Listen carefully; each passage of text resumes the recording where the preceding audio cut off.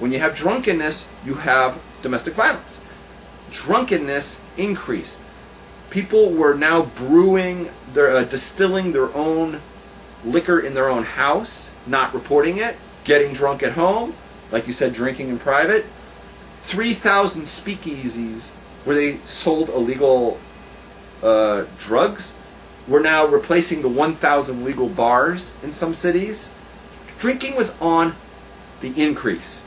Now, you said if I provided statistics that consumption increase was negligible in the Prohibition, you'd change your position, and you'd say, okay, therefore I'm not against therefore I'm not a proponent of Prohibition, and therefore I believe that that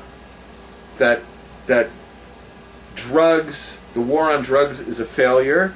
When you see that when the amount of use is negligible and laws don't affect anything, you would change your position. The Cato Institute stats show an increase in alcohol consumption during the Prohibition. It shows that the same effect is going on today, that drugs is out of hand. We fill up our prisons with these people, with the drug users. We're taking police out of the line of duty, protecting us from violent criminals, to process, and we fill up our courts and our police stations, and we're doing all this to get rid of the drugs, to get rid of the prostitution, and we keep doing it ad infinitum, whatever you call it, ad nauseum. It says a person is insane if they keep beating their head against the wall and they don't even stop. They just keep doing it over and over and over again. And we're doing the same thing. We just keep going after drug users. How about just stop going after drug users and not make it a crime anymore, and put the cops out there what they should be doing, and watching the dangerous murderers and these other criminals. And how do you get rid of criminals? Legalize drugs, and they stop fighting each other. Okay, so are you willing to change your position now that you've been shown that you said you would if I presented the stats?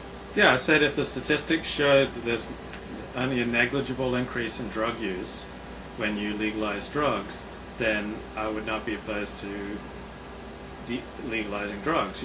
There are no statistics that you presented. I presented the Cato Institute. I put it right there. It didn't say anything about legalizing drugs and what the effect are if you legalize cocaine. Well, I showed you how in alcohol it's exactly that way.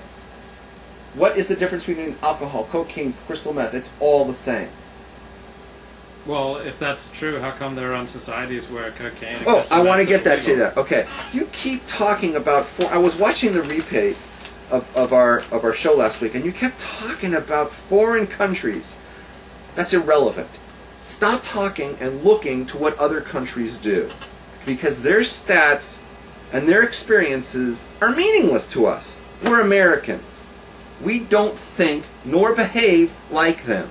That's why we have America and they don't live here. That's why we left their countries, because we don't fit in with their societies. We belong here in America, so it's like two different species of it's two different species of animals. You can't compare what other countries do with and determine how Americans are going to behave, because we are different, we are special. We do not act like them, and we do not think like them. So you can show me Australia where they make this illegal, and they make that illegal, and it actually stops people from doing things. I'm like, wonderful. If that's what you want, and that's how you feel, then move to Australia. But history has shown in America, so let's keep the conversation focused on America. In America, that's not the case. In America, you make something illegal, and Americans want it even more. And they will get it, and they will pay whatever for it. That's why the drug dealers all throughout Latin America, they know the market is in the United States. It's not just because we have the money. It's because it's illegal here. And when something is illegal, Americans want it.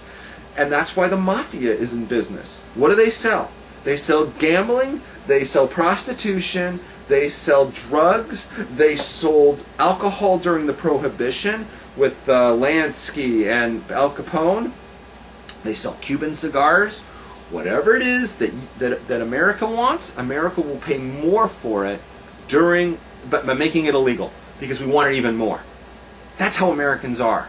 You tell us it's illegal, we want it even more. It's like a parent and their kids. They're saying, I'm not going to let you have a candy bar this week. The kid is going crazy, he's got to have a candy bar.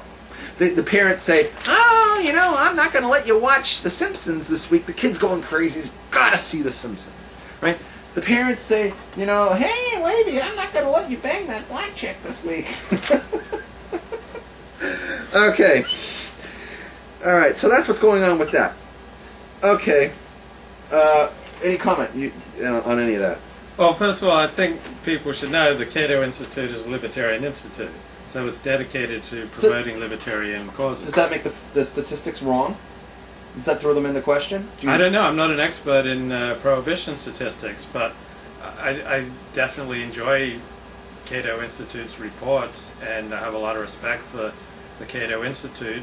But if it's a topic that ipso facto they have to be dedicated to, such as decriminalizing drugs or alcohol and other questions that are already decided by libertarian policy, it's not like that they can go, oh, maybe we should look at the other side here.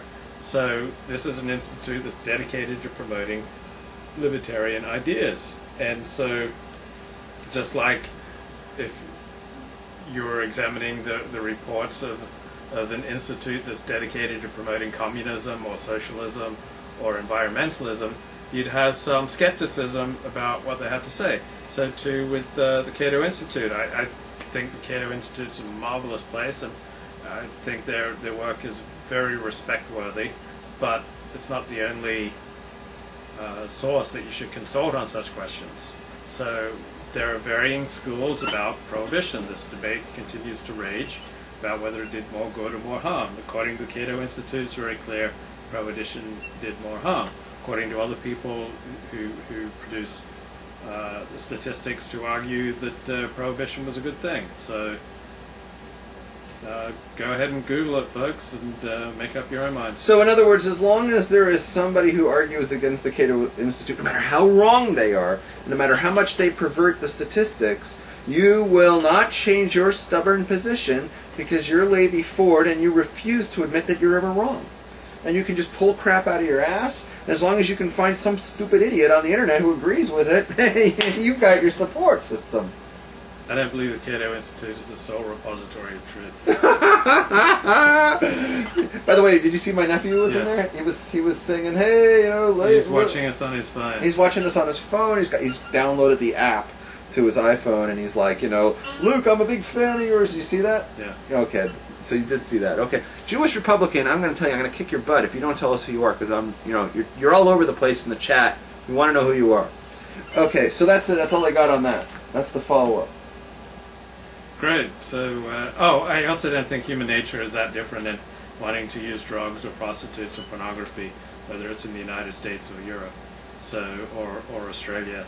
So, I mean, again, I'm sure there are statistics for this, like what happens when you prohibit prostitution or pornography or certain drug use. You can check the stats, and I don't think Americans in this respect will be that much different from Europeans or Australians. Oh, I think they will be. And I don't even think any stats between the two that are similar or different, whatever, is coincidental. I think it's irrelevant completely.